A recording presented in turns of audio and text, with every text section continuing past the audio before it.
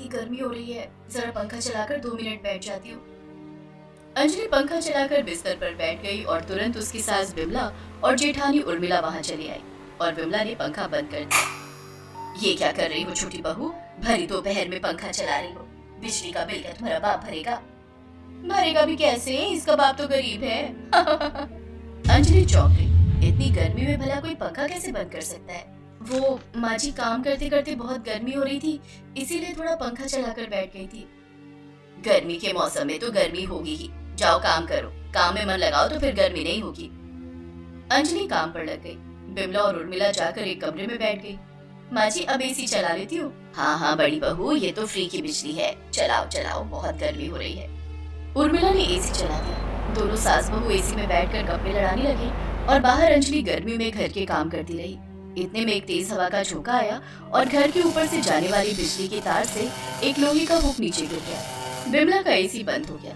आय हाय, ये क्या हुआ, एसी बंद क्यों हो गया? लगता है हवा की वजह से वो हुक गिर गया है।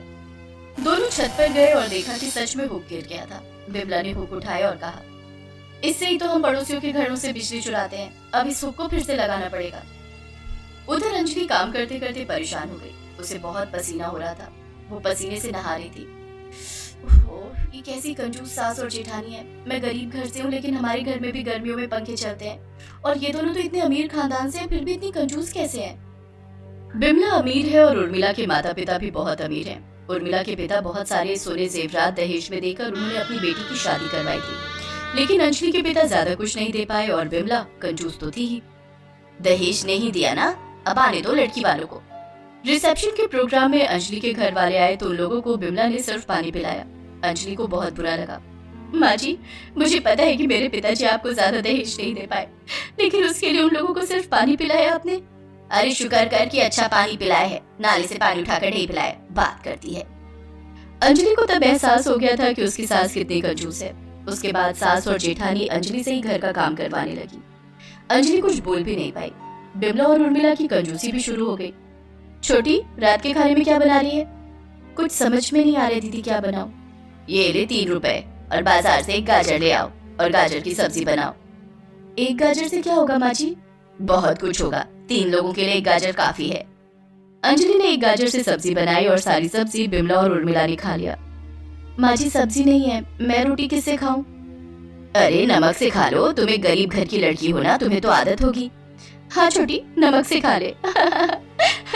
उसके बाद से हर रात को अंजलि नमक से रोटी खाने लगी। उसके हिस्से में बस 2 रोटी और थोड़ा सा नमक यही रह गया। एक दिन रात को बाहर एक बंदरिया आई। अंजलि तक रोटी खा रही थी। बंदरिया को देखकर अंजलि को बहुत दया आई। तू भी भूखी है और मैं भी भूखी, आजा ये ले एक रोटी खा ले। अंजलि ने उस बंदरिया को एक रोटी दी और उसके बाद से वो बंदरिया रोज आने लगी। अंजलि हर रात को एक रोटी उस बंदरिया को देने लगी। इतने में गर्मी का मौसम आ गया। बिमला ने कहा, सुनो छोटी बहू, हम अमीर हैं, इसका मतलब ये मत सोच लेना कि हमेशा पंखे के नीचे बैठी रहोगी। इस घर में पंखा नहीं चलेगा। बिना